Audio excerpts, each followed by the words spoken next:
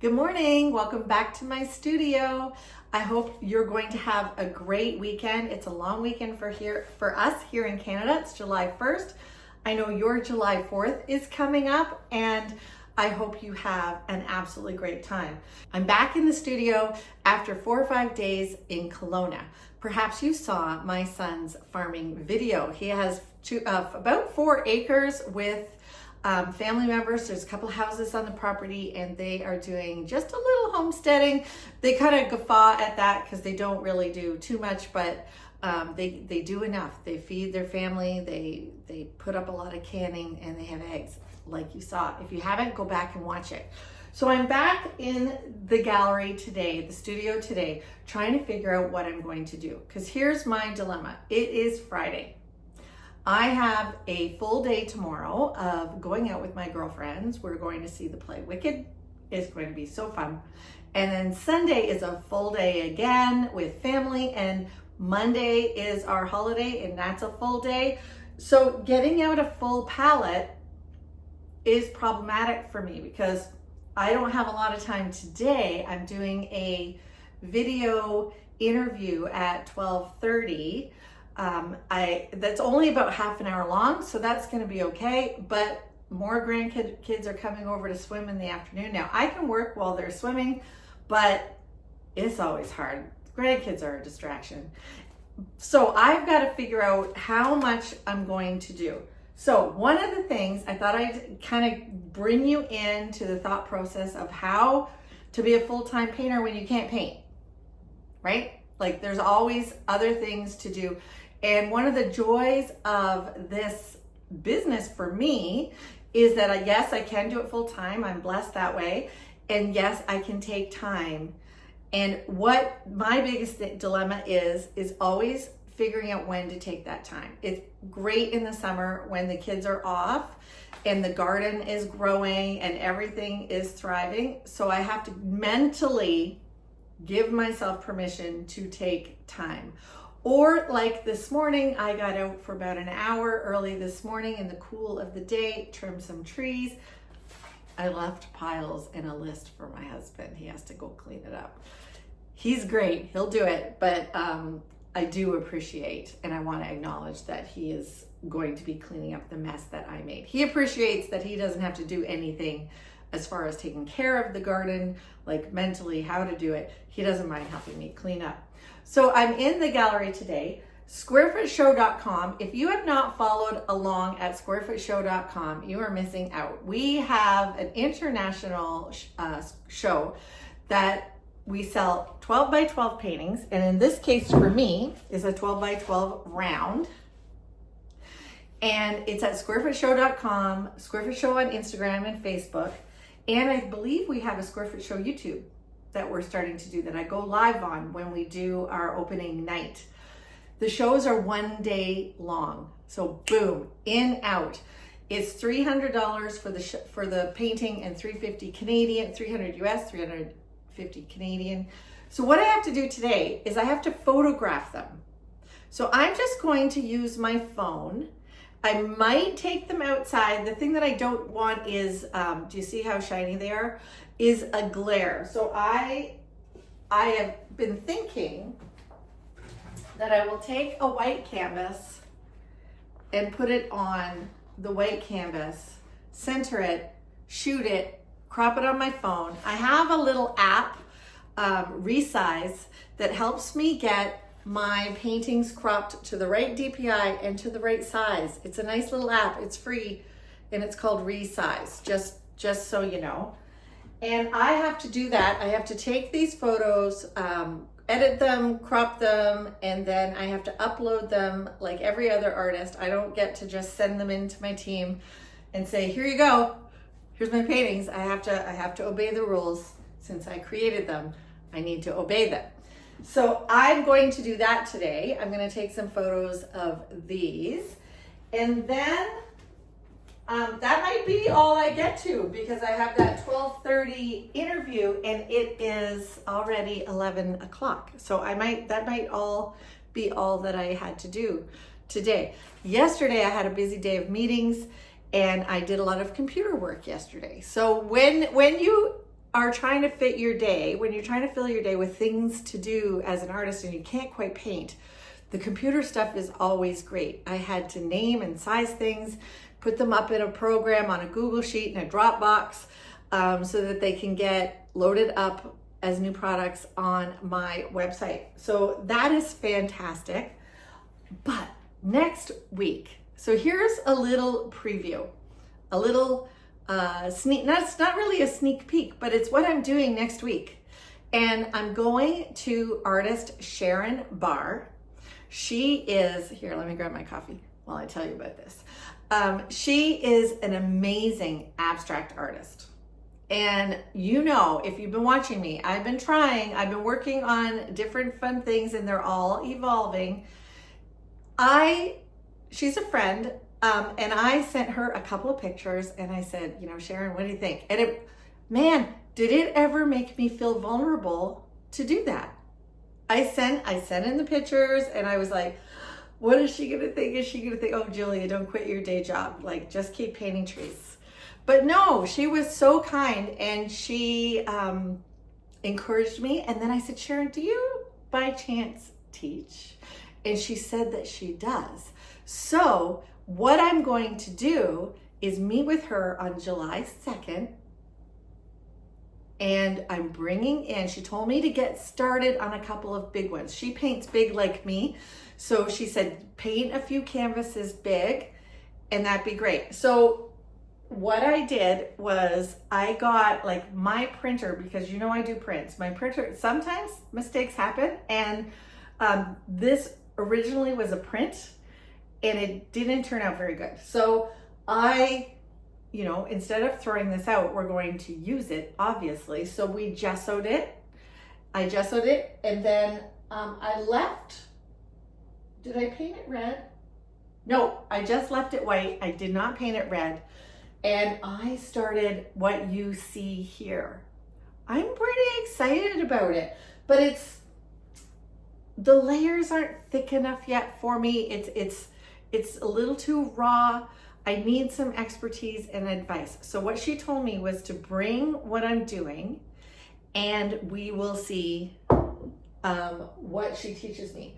So how fantastic is that?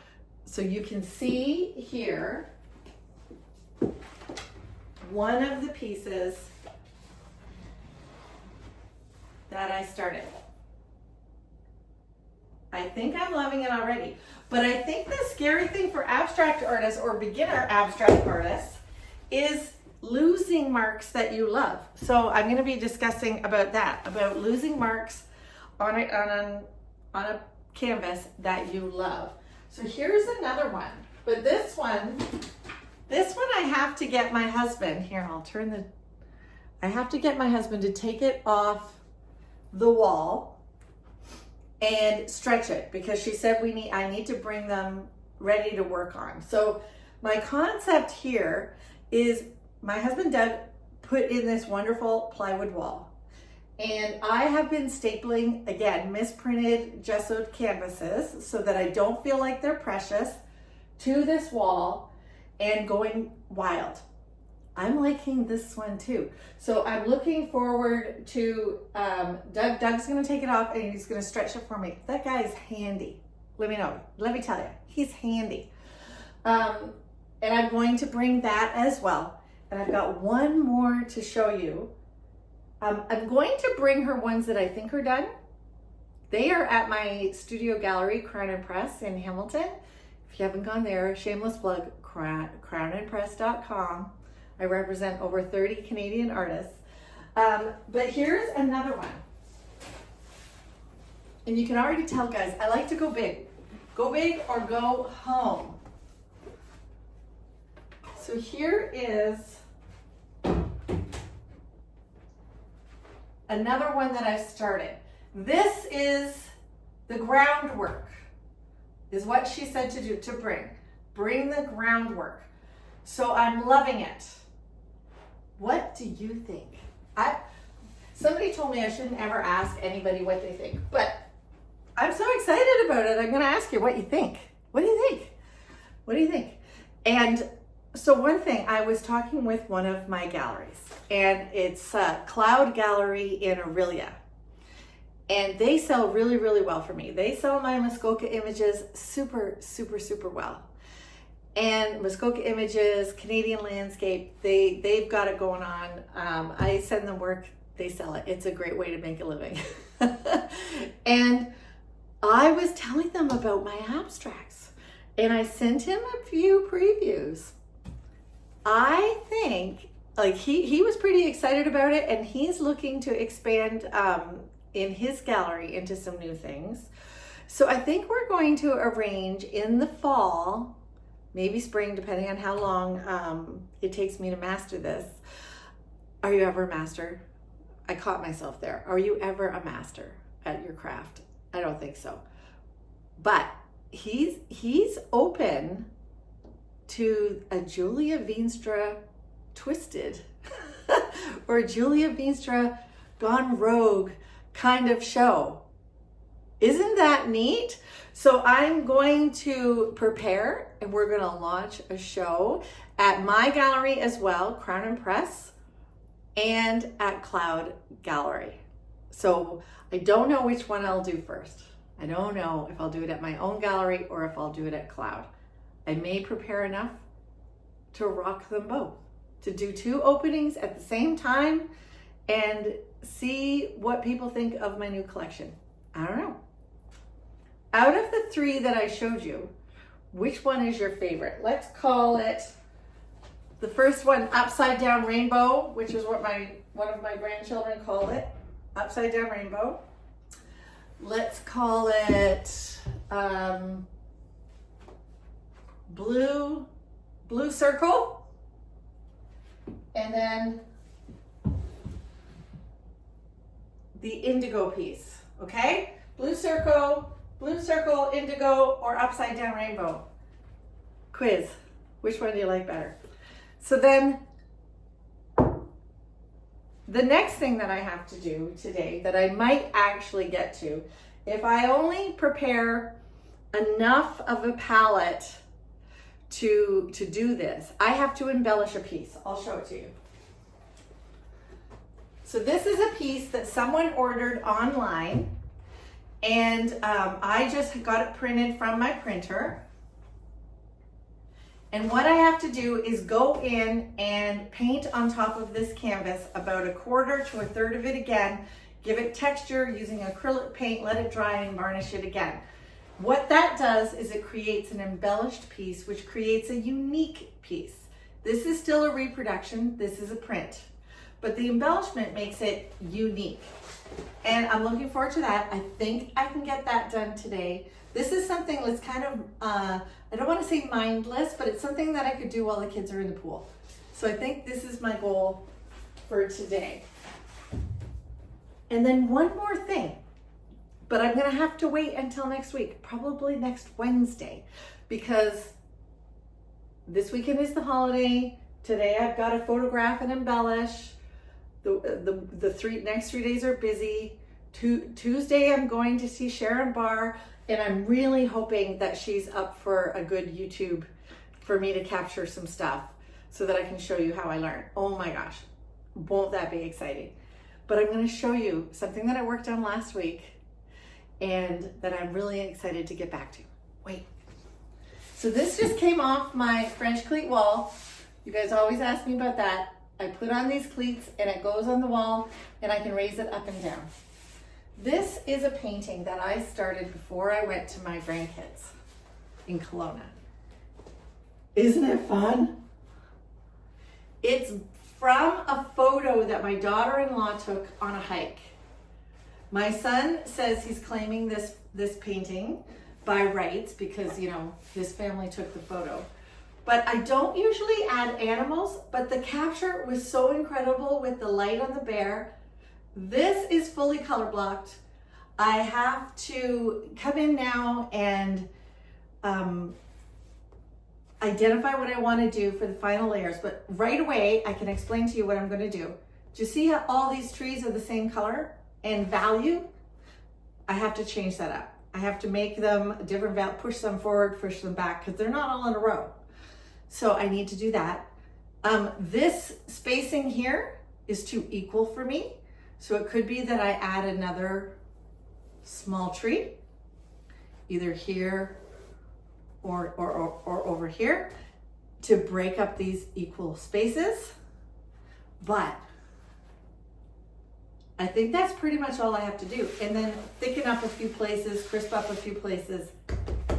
This is gonna be fun. But again, I have to long for it and wait for it until next Wednesday. Drag.